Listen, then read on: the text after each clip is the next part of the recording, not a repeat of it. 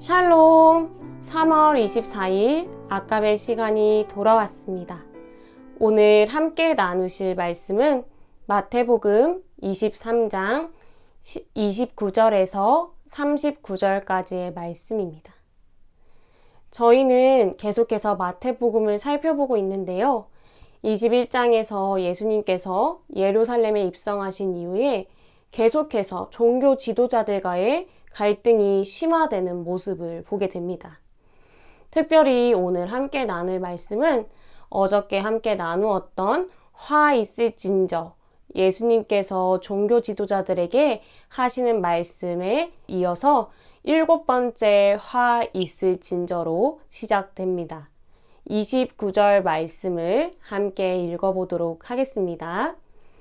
화 있을진저 외식하는 서기관들과 바리새인들이여, 너희는 선지자의 무덤을 만들고 의인들의 비석을 꾸미며 이르되, 저희가 작년 하반기에 익투스 요한계시록을 통하여서 이 화 있을진저라는 감탄사가 헬라어로는 우아이라고 하는데 독수리의 날카로운 울음소리와 매우 유사하다는 것을 들었던 적이 있습니다.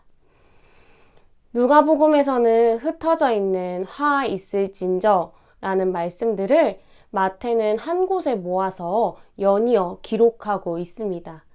아마도 마태는 이러한 기록 방법을 통해서 예수님과 종교 지도자들의 갈등이 심화되고 그로 인해서 긴장감 또한 점점 고조되는 것을 나타내는 것 같습니다. 또한 히브리 개념에서 완전수를 상징하는 숫자 7만큼 화 있을진저를 기록하므로 외식하는 바리새인과 서기관들의 완전한 부패를 보여주고 있습니다. 오늘 같이 읽은 본문 말씀으로 살펴봤을 때 당시 유대 문화에서는 선지자들의 무덤을 만들고 의인들의 비석을 꾸미는 일을 하는 사람들이 있었던 것 같습니다. 이들은 무덤을 가꾸는 일을 하면서 다음과 같이 이야기했습니다. 30절 말씀을 같이 읽어보겠습니다. 만일 우리가 조상 때에 있었더라면 우리는 그들이 선지자의 피를 흘리는데 참여하지 아니하였으리라 하니, 이들은 선지자 또는 의인들의 무덤을 가꾸면서 자신들이 그 선지자들이 살아있던 바로 그때에 살았더라면 자신들의 조상과는 달리 선지자들의 피를 흘리는데 참여하지 않았을 것이라고 이야기했습니다. 즉, 하나님의 선지자, 의인들을 거부하고 죽이는데 앞장섰던 조상들과 다르게 자신들은 그 선지자를 존경하고 그 의인들의 말을 따르는 의로운 사람이라는 것을 이렇게 무덤을 가꾸는 행위를 통해서 나타냈던 것입니다. 그런 그들에게 예수님께서 이렇게 말씀하십니다. 31절과 32절 말씀을 함께 읽어보도록 하겠습니다. 그러면 너희가 선지자를 죽인 자의 자손임을 스스로 증명함이로다. 너희가 너희 조상의 분량을 채우라. 그들의 조상은 선지자들을 거부하고 의인들을 죽게 만든 사람들이었습니다. 그런 사람을 조상이라고 지칭함으로써 자신들이 의롭다함을 나타내려고 선지자들의 무덤을 가꾸었지만 동시에 자신들이 그 선지자들을 죽인 조상들의 후손임을 스스로 증명하고 있다고 예수님께서 지적하고 계신 것입니다. 그러면서 그들이 그들의 조상과 같이 하나님이 보내신 이를 거부하고 죽일 것임을 이야기하고 계십니다. 예수님께서는 왜 당연하게 그들이 그런 행동을 할 것이라고 말씀하셨을까요? 오늘 본문 말씀의 35절 말씀을 함께 읽어보도록 하겠습니다. 그러므로 의인 아벨의 피로부터 성전과 제단 사이에서 너희가 죽인 바라가야의 아들 사가랴의 피까지 땅 위에 흘린 의로운 피가 다 너희에게 돌아가리라. 아벨은 저희가 잘 알고 있듯이 성경에서 첫 번째로 살해당한 의로운 사람입니다. 히브리서 기자는 그가 가인보다 하나님께 더 나은 제사를 드렸기 때문에 의로운 자라는 증거를 얻었다고 기록하고 있습니다. 사가랴는 역대하 24장에 나오는 인물로 추정이 되는데요. 그는 하나님의 말씀을 전하다가 그 말씀을 거부하는 이들로 인해서 성전 뜰 안에서 죽임을 당했습니다. 첫 순교자인 아벨로 시작했으면 왠지 그 다음에 오는 인물은 마지막 순교자여야 할 것 같죠. 그런데 역대기에 등장하는 사가랴를 언급하신 것이 오늘 말씀을 읽는 저희들에게는 조금 의아하게 느껴집니다. 이런 의아함은 사실은 성경의 순서가 저희가 보는 성경과 히브리인들의 성경의 순서가 조금은 다르기 때문입니다. 저희는 창세기로 시작해서 말라기로 끝나는 구약 성경을 보지만 히브리인들의 성경은 창세기로 시작해서 역대기로 끝이 납니다. 그러니까 예수님께서는 오늘 이 아벨과 사가랴의 이름을 인용하심으로 이스라엘 백성들이 역사 가운데서 계속해서 하나님의 사람들을 거부하고 죽이는 일들이 끊임없이 일어났음을 말씀하고 계신 것입니다. 그리고 이는 21장에 말씀하셨던 포도원 농부 비유와도 유사하지요. 결국에는 그 비유를 통해서 예수님께서 말씀하셨던 것처럼 하나님의 사람들을 거부하고 죽임으로 인해서 심판을 받게 될 것이다 라는 것을 의로운 피가 다 너희에게 돌아가리라 라는 말씀으로 이야기하고 계신 것입니다. 예수님께서는 이 말씀 이후에 예루살렘을 향해 탄식하십니다. 저희 37절 말씀 같이 읽어보도록 하겠습니다. 예루살렘아, 예루살렘아, 선지자들을 죽이고 내게 파송된 자들을 돌로 치는 자여, 암탉이 그 새끼를 날개 아래에 모음같이 내가 내 자녀를 모으려 한 일이 몇 번이더냐. 그러나 너희가 원하지 아니하였도다. 예루살렘이라는 도시를 예수님께서는 마치 사람의 이름을 부르듯이 부르시면서 탄식하십니다. 예루살렘은 하나님의 성전이 있는 곳, 율법이 선포되고 만민이 아버지 되신 하나님께 기도하는 곳이었습니다. 그러나 21장의 말씀처럼 강도의 소굴이 되어버리고 말았죠. 또 이 예루살렘이라는 표현 속에는 온 이스라엘 백성들을 모두 포함하는 표현입니다. 그러니까 하나님의 택하신 족속이요 왕 같은 제사장으로서 열방을 주님께 인도해야 하는 축복의 통로로 부름받은 이스라엘이 오히려 하나님의 선지자를 죽이고 하나님께서 보내신 이를 돌로 치며 하나님을 거부하고 배반한 것에 대한 탄식을 하고 계신 것입니다. 그럼에도 불구하고 예수님께서는 암탉이 그 새끼를 날개 아래에 모음같이 하나님의 자녀들을 계속해서 자주 모으려고 하셨습니다.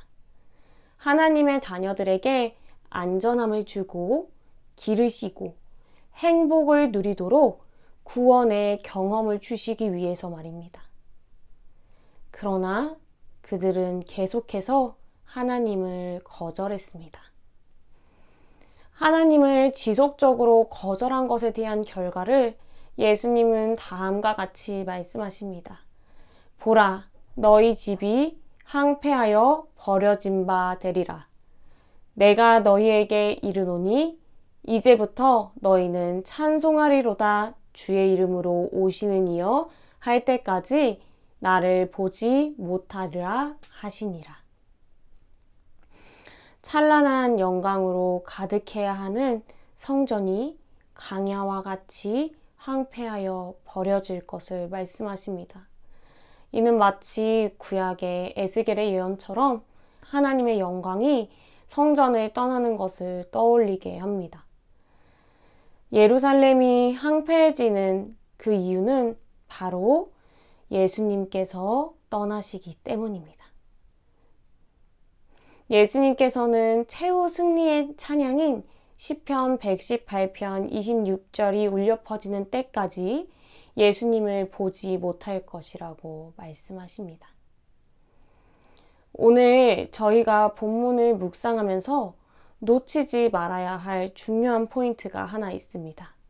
그것은 바로 오늘 말씀이 마태복음에서는 예수님께서 마지막으로 하시는 공적인 말씀이라는 것입니다. 이후로 예수님께서는 제자들에게만 말씀하시고 십자가를 지십니다. 아마도 마태는 이 장면을 기록하면서 예수님과 종교 지도자들 간의 갈등과 팽팽한 긴장감을 보여주면서 예수님의 죽음을 암시하는 듯한 복선을 보여줌과 동시에 또 다른 한편으로는 이 외식하는 자들, 종교 지도자들을 향한 예수님의 마음을 여과 없이 보여주고 있는 것 같습니다. 화 있을진저 이 종교 지도자들을 흔히 책망하고 비판하는 것으로 인식되어 있던 이 표현은 이사야에서는 죽음을 애도하는 표현으로도 사용되곤 했습니다. 그러니까 형식만 있고 의미는 잃어버린 이들, 예수님을 영접하기만 하면 영원한 생명을 얻을 수 있음에도 불구하고 영원한 생명을 거절하고 죽음을 향해 힘껏 달려가는 이들을 바라보시는 우리 예수님의 마음은 참담하셨을 것입니다. 그러나 예수님의 말씀에도 종교 지도자들은 마음을 돌이켜 회개하지 않습니다. 하나님의 아들이신 예수님을 똑같이 거절하고 죽이고 예수님 말고도 예수님께서 보내신 이들을 핍박하기를 멈추지 않습니다. 이것은 비단 당시 종교 지도자들의 일만은 아닙니다. 모든 종교자들이 그랬던 건 아니지만 또 오늘날 우리 자신들도 또 우리 공동체인 교회도 늘 옳고 늘 바르기만은 할 수는 없죠. 날마다 예배의 자리에 나오고 공동체에서 신뢰받는 자리에 서서 수많은 일들을 하지만 어느샌가 주님의 뜻보다 나의 뜻과 판단이 앞서고 주님의 질서를 잃어버린 가운데 누군가는 외식하는 행위로 주님의 영광을 도둑질하고 또 누군가는 아픔을 겪는 일들을 우리 개인의 삶과 우리 공동체 안에서도 동일하게 마주하게 됩니다. 그러나 그럼에도 불구하고 여전히 오늘 우리에게 소망이 있는 것은 주님께서 오늘도 말씀을 통해 또 기도하는 가운데 또 상황을 통해서 암탉이 자기 새끼를 날개 아래 모으듯이 우리를 계속해서 주님의 품 안으로 모으시려고 하고 계신다는 것입니다. 로마서 8장 26에서 28절 말씀을 읽어드리겠습니다. 이와 같이 성령도 우리의 연약함을 도우시나니 우리는 마땅히 기도할 바를 알지 못하나 오직 성령이 말할 수 없는 탄식으로 우리를 위하여 간구하시느니라. 마음을 살피시는 이가 성령의 생각을 아시나니 이는 성령이 하나님의 뜻대로 성도를 위하여 간구하심이니라. 우리가 알거니와 하나님을 사랑하는 자, 곧 그의 뜻대로 부르심을 입은 자들에게는 모든 것이 합력하여 선을 이루느니라. 아멘. 예수님께서 예루살렘을 향해 탄식하셨듯이 오늘도 저희의 완고함, 외식함, 연약함을 두고 말할 수 없는 탄식으로 기도하시는 성령님이 오늘 우리와 함께 계십니다. 성령께서 주님의 뜻대로 우리를 위해 기도하실 때 우리의 삶과 우리의 마음이 조명되어서 우리 안에 있는 모든 더러운 것들, 완고한 것들이 깨달아지고 비로소 주님 앞에 엎드려 마음을 돌이키고 회개하게 될 것을 믿습니다. 그리고 그때 암탉이 새끼를 자기 날개 아래 모으듯이 주님께서 우리를 그렇게 모으셔서 놀라운 평안과 샬롬, 구원의 기쁨을 허락하시는 것을 경험하게 될 줄 믿습니다.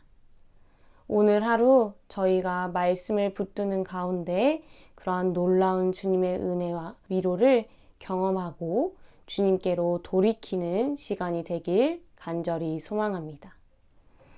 함께 기도하도록 하겠습니다. 주님, 오늘 말씀을 통해 종교 지도자들의 외식함과 완고함, 그리고 이를 향한 애타는 우리 주님의 마음을 보게 됩니다.